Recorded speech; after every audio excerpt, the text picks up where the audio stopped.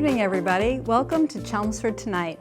This is the show where we highlight the people and places that make Chelmsford and the surrounding areas a great place to live and work. I'm Karen Woodrow, owner of Visiting Angels Senior Home Care right here in Chelmsford, and I'll be your host. Whether you're a fan of music, books, or even pond scum, or just a fan of Chelmsford, we've got a great show for you tonight. Our first guest is Eric Linsner.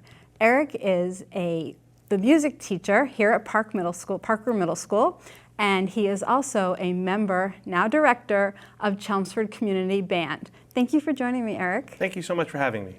It's nice to see you tonight. I see you're all dressed and ready for your next concert coming up. That's right. We have a bunch of shows coming up for the schools and another concert for the community band coming up at the end of the month.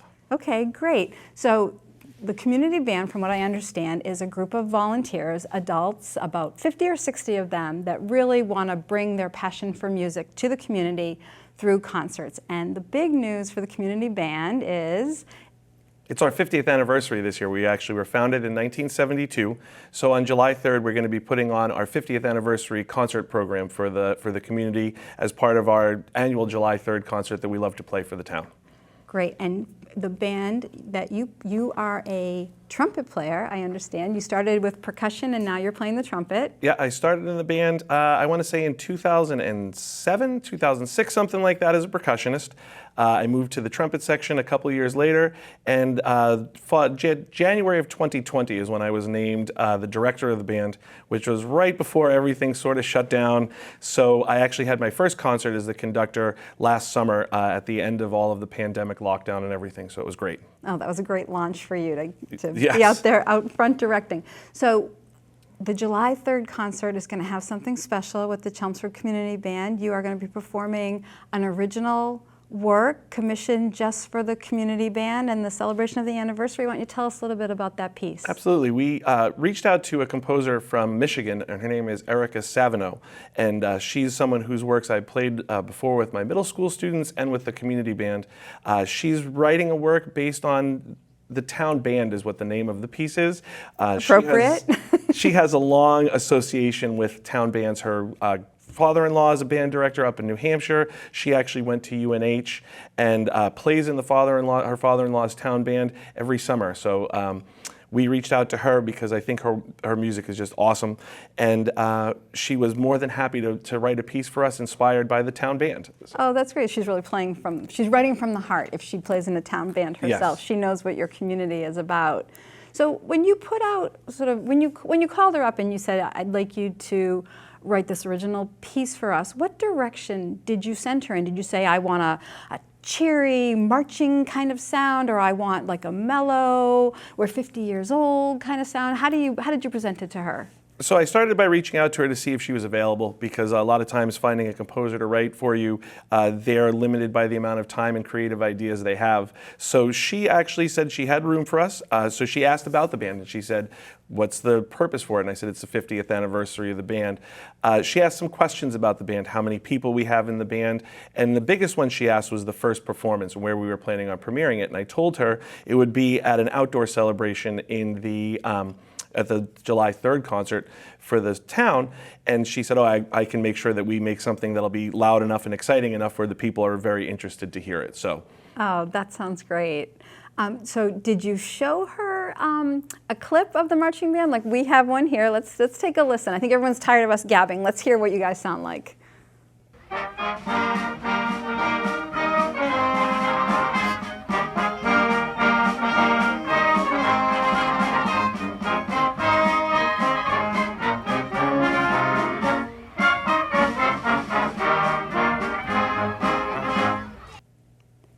So you said Erica is composing the piece, Yep. and it'll be a little bit, it'll have that feel of the video that we just saw, because Yep. you are the community band.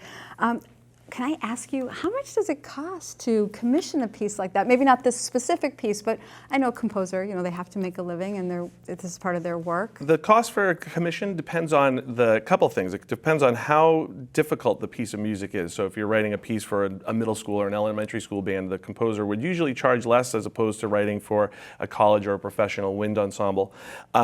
We planned on spending between $750 or $1,000, maybe even up to $1,500 per minute. That's how they charge it. They charge you rates as how much they're composing for, how long. And how long is your piece? Our piece is going to be about 3 or 4 minutes long, is what we told her, and it's going to not be at a college level. It'll be like right below a college and professional level piece of music. Okay, and who's paying for this? Where does the money for your band come from, or the money for this particular commissioned work? We have an amazing board on the community band, a volunteer board who runs the band and makes sure that we have money for everything. Our fundraising for this piece was spearheaded by a gentleman named Ken Musikowicz. Unfortunately, Ken passed away in November. It was a big blow to the band. It was really unexpected. It made for a tough season for us as we got through our concerts in the December season. But we wouldn't be where we are without him, without his efforts to fundraise for the band. I'm pretty sure you guys will be playing very loudly and in his honor, which will be nice for the community. Yes. So your next concert, you said, is May 22nd. Yep. That's your, but you won't be previewing this piece. You're really saving it. Yeah, this is the May 22nd concert is at 2 o'clock. It's at the McCarthy Auditorium, and it'll feature us. And we have a sister organization, the Chelmsford Community Jazz Band. So they'll be opening, and then we'll be playing the second half of the concert. Okay.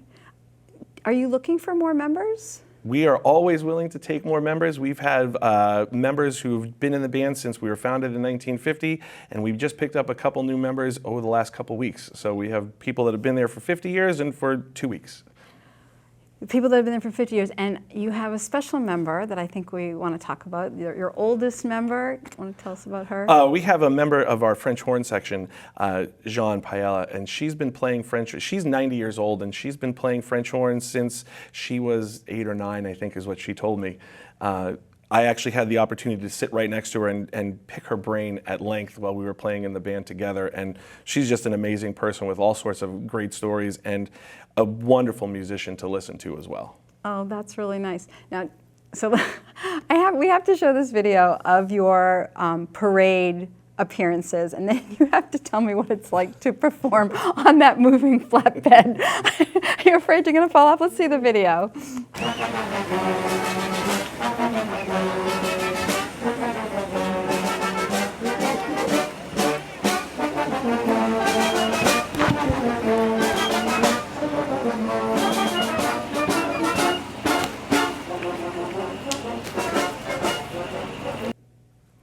So that's what we'll see on July 4th. 4th, yep. The parade appearance. Yeah, nobody in the band really wants to march in a parade, so we always choose the flatbread route. I don't blame them. I'm very happy to sit up there and play along with them.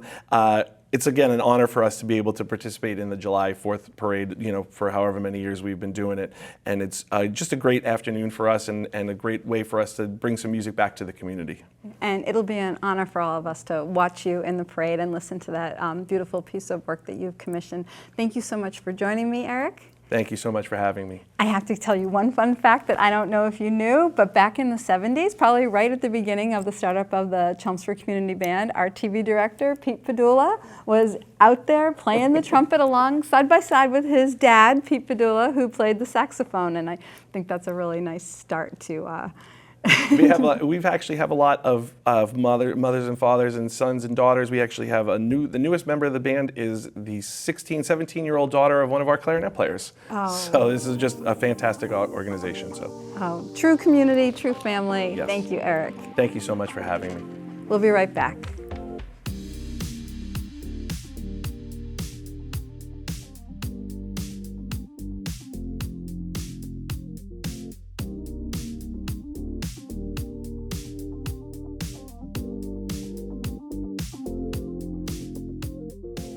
Our next guest is Maria Palacio, Assistant Director of Outreach for the Chelmsford Public Library. Thanks for joining me, Maria. Thank you, Karen. How are you? Thanks for bringing your outreach to me. I appreciate that. No, this is always fun to come and visit the studio, and I get to meet you and talk about our pop-up. Great. So the Chelmsford Public Library now has a pop-up library that travels around the town, and it is a fun, flexible way to bring the library to everybody, which is great because sometimes you just don't want to drive there or though it's closed. But so you are reaching out to the community. Tell us a little bit about how this project came to be. Well, the project came to be in about 2018. Plans began to purchase this vehicle. It was number one of the big ideas for the library trustees impact fund. So the community actually voted out of 3 big ideas. This was the one that was voted on the most. So we went forward with getting this pop-up library. So it's a true desire of the community that has come to life. That's correct. Yes, that's exactly it. In fact, we get a lot of people when we are out in the community that say, oh, I see your truck parked out in front of the library, because so we don't take it out right in the winter, not as often as we do in the spring and summer. So people do see it. We park it right in front of the library right there on Boston Road, and people can take a look at it. So Well, I love it. So the people's votes matter. Correct. And it brought us this pop-up library. Yeah. And so I understand that you had to fundraise for about 2 years for this project. Yes, 2 years is what we did for fundraising. 92% of it was funded by private donations. The Friends of the Library, who are always so generous, they provided $15,000 toward the pop-up, and we also got some grants from local banks. In fact, this Friday we'll start visiting Enterprise Bank on Littleton Road, because Enterprise Bank were one of the funders that they donated toward us purchasing the pop-up. So we're really excited to be visiting them weekly this summer. So local banks, businesses, the Rotary Club as well. And did you want to know how much the project costs? Sure. It costs just under $70,000. Okay, sounds like a worthwhile use of money. Yes. So the expenses went to cover the Ford 250 truck. Yes. The retrofitting of it to make it a pop-up truck. That's right. And the graphics, so that The everybody graphics. know it's Yeah. coming through town. Yeah. So let's take a look at what the truck looks like, what Chelmsford residents can see when they are looking for their pop-up library. Excellent. So there's the truck. Yep. Going through, there you are. Yeah, there I am.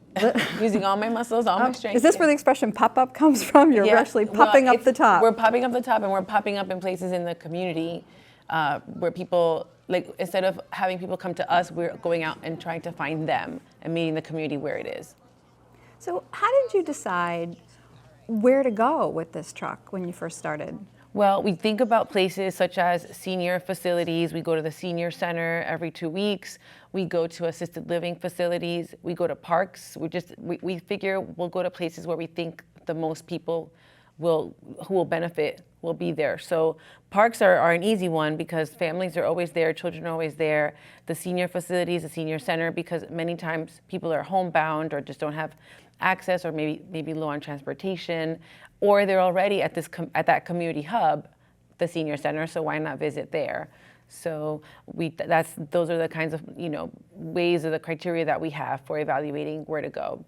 So it's bringing the library to them, to people where they are who might not otherwise be able to make it to the library, or the library might not be top of mind for them until it pulls up in front of where they are. Yes, exactly right. I mean, I remember when my kids were young, sometimes I would chase the bookmobile in my former town, because I'd have books in my car and under my seat, and I couldn't always get to a branch. So I just kind of, where's the bookmobile today? And I chase it and return my books there. So. Oh, so not only can you take books out, you can return books. Yes, you can return books at the pop-up, and then obviously you can check books out. Either side, it's stocked fully on both sides. One side is mainly adult in large print, fiction and nonfiction, along with some launch pads.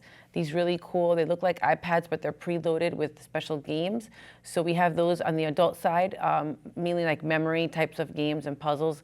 And then the other side is all children, teens, and middle school types of materials. So you're well stocked no matter what yeah. area of town you That's exactly end right. up popping it up in. That's exactly right, yeah. Oh, that is great. Do I need a library card? You need a library card from Chelmsford or from any library that's in the Merrimack Valley Library Consortium. So we do have people that live in neighboring towns that we happen to meet at the park in Chelmsford, and if they have a card from their local library, we're able to check out to them. We also do temporary cards as well if people don't have a card from where they are. So we're just there. We're trying to really remove as many barriers to access as possible. That's great. So you said that in the winter it's usually parked in front of the library. Yes. How often do you get out when the weather is good? We go out every week. Right now, this spring, we're out every day. I think we have a stop every single day at this point, because at first we didn't have anything for Fridays, but now we've got Enterprise Bank. So now we'll be going out every day for a few hours.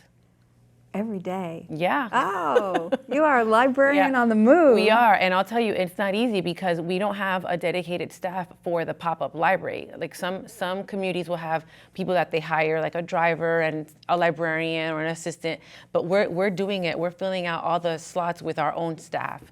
It's just another shift on the desk, except they get to go out on the pop-up. So that's how we're doing it, and it's really neat that we're able to do that.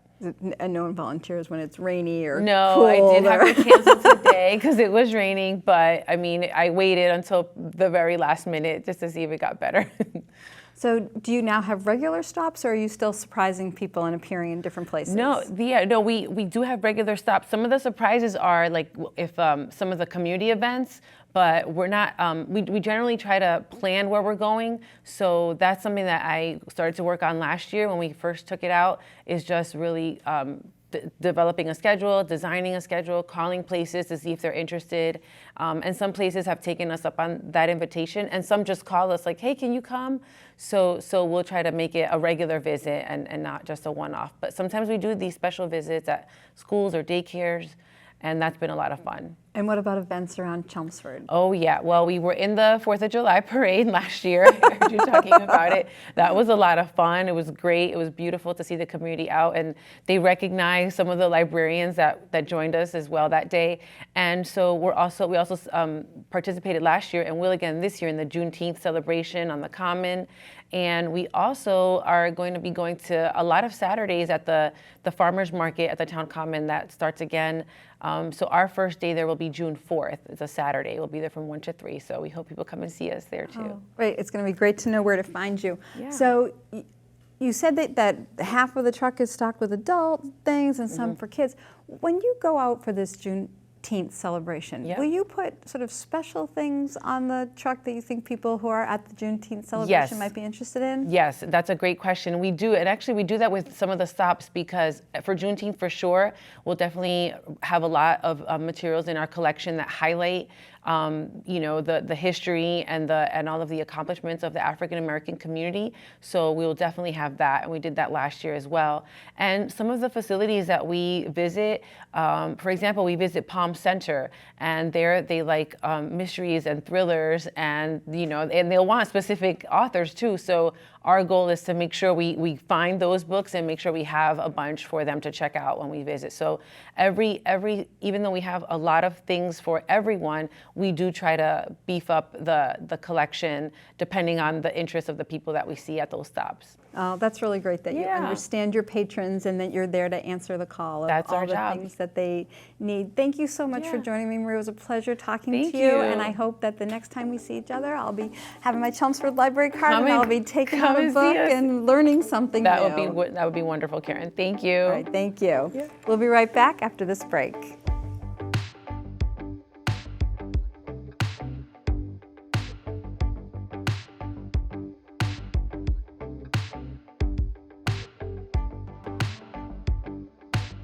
Welcome back.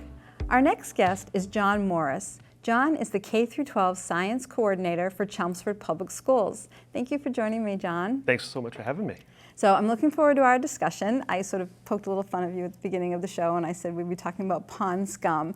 But I think what we're going to talk about something pretty critical in our community, and that is Science Pond near Chelmsford High School that you are using as a living, learning classroom for the students at Chelmsford High School. Why don't you tell us a little bit about Science Pond? So this is a project that we undertook or began undertaking last year. It was 2 students, Sona Hanslia and Alicia Pariseau, who really spearheaded this effort. They were in Science National Honor Society, and they wanted to also contribute something to further science education in Chelmsford.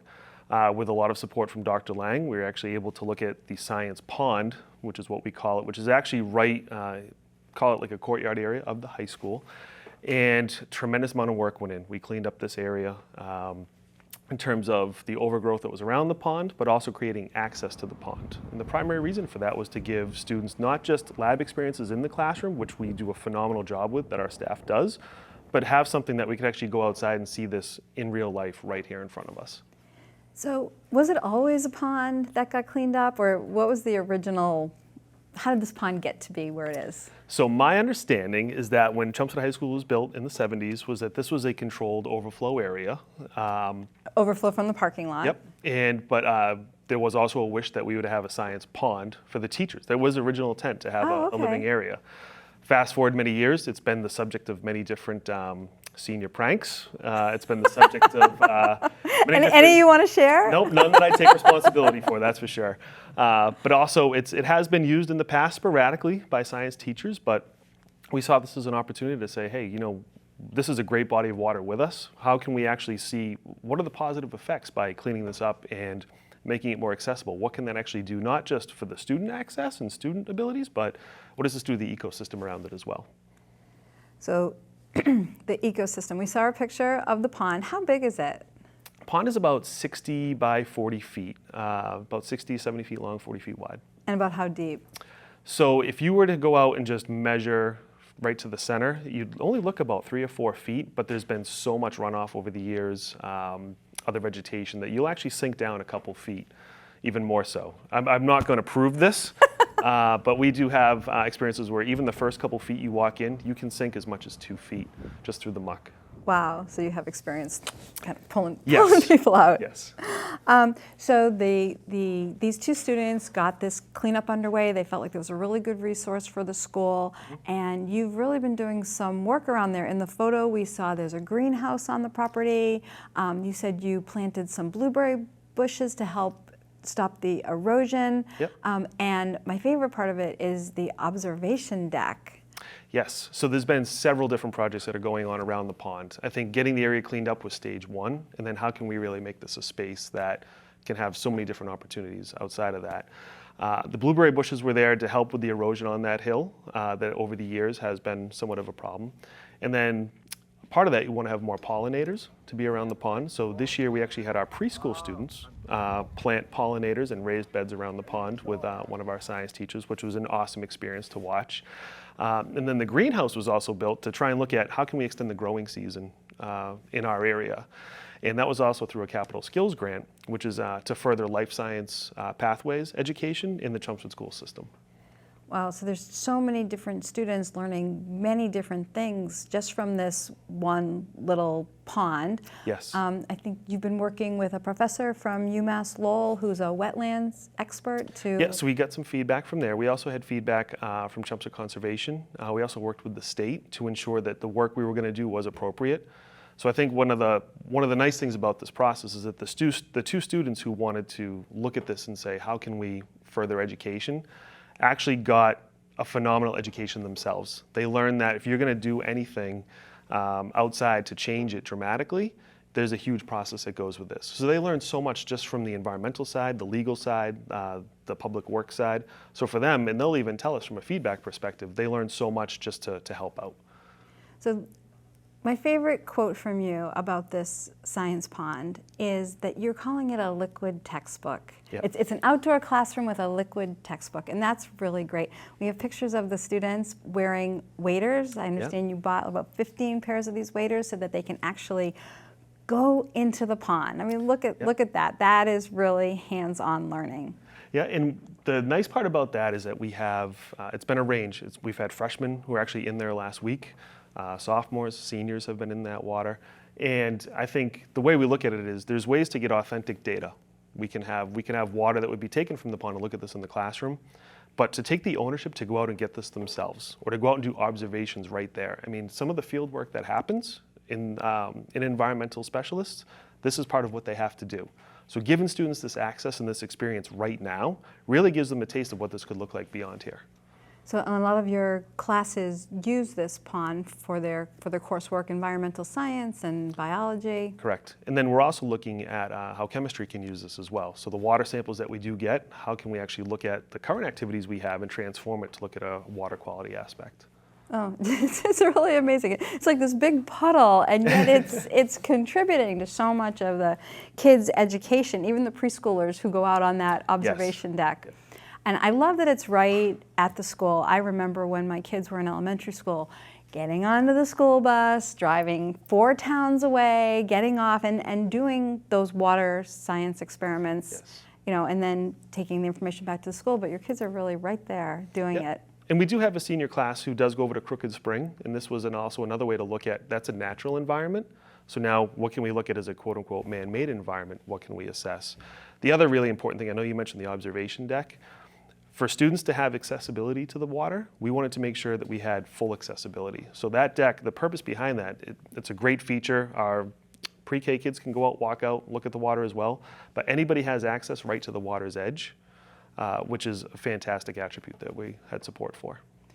So we have a video of what is actually inside the pond, and I found it fascinating, and then talking to you before the show, it's even more fascinating. So let's just take a look at what's in the water right now. Not quite pond scum, but leaves and sticks, and what else are you seeing here? So what's really unique about this video is that this was actually captured because of work done by our robotic students. So we actually had underwater rover kits that we had robotic students assemble, and then we found a way to have the right buoyancy to ensure that the depth was going to be appropriate for an underwater camera to be mounted. So we actually got footage of the water with something that students built. Full disclosure, we were actually chasing fish around while we were trying to get this video. Those that know me know that it's not a surprise for me. But if you also notice about that video, you look at the clarity of that water. We're actually planning in the next couple weeks to go back in with another camera to get footage. That footage was about a year ago that we took it. So it's going to be really interesting to see that change in footage. Are you anticipating change? We are, and I think just what's really unique about this spring, the ability, we've talked about this as a department, to be able to walk around the water's edge and just see how clear the water is this year compared to last year, we actually do see a difference. And this difference comes from? So we think it's from a couple factors. I definitely think that the erosion control that we put around with the landscaping work last year is part of it, but also the paving work that was done up on the higher elevation that drains down. There could be some positive effects from that and how that's controlled, and how the water that does come in tends to ride the edge of the pond before it gets to the drain. So you don't have as much sediment circulation within the middle of the water. Oh. So as the K-12 science coordinator, it sounds like you have really captured a lot of students and a lot of different segments of our school community to get a lot from this pond. Do you have future plans for this pond? Any other ideas of what you might do with it? Yeah, we do. So there's actually a project that a few students came to me with last year. They were looking to try and harness the water from an irrigation perspective. So they actually developed, we're actually looking to test it next week, a solar-powered drip irrigation system which would take care of the raised beds around the pond. So the great part about that, it's student-led, student-designed, and it's going to be student-executed, where they actually have to figure out, we don't want to drain the pond by watering everything, but how can we create a system that is just hands-free? And it's also a full green project with the solar power. Wow. Wow, that's really amazing. So it is a tranquil setting with Yes. this vibrant life going on inside. You said you were chasing fish. What kinds of fish are in there? So we have noticed a little bit of an increase in fish this year. Don't know for sure if it's the like a sunfish or bluegill, pumpkin seed that are in. There's always frogs. Some of them are much bigger than others. There's a muskrat that's in there this year who's building a nice little home for himself. We've seen the ducks have come back.